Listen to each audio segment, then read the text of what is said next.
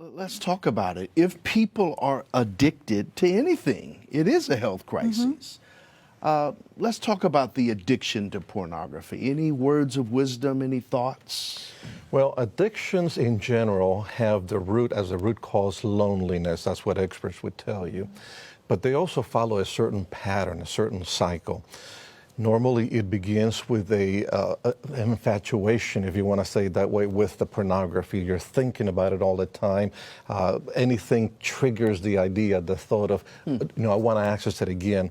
But then you begin to ritualize it. And so then you begin to think, when I get to the office, when I'm alone, or when my wife and the kids are already in bed, that's when I will access it. And so it becomes a ritual, something to look forward to. Sure. Then you actually act out. But then that goes into despair, or takes you into despair because you feel bad.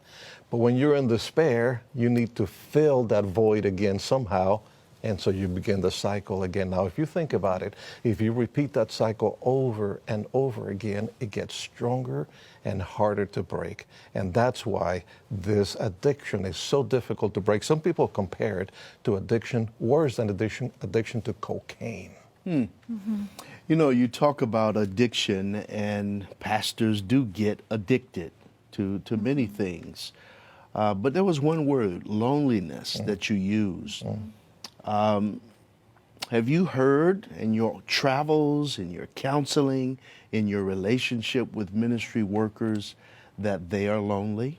Absolutely. In fact, if we think about the opposite of addiction, well, the medical experts tell us the opposite of addiction is connection.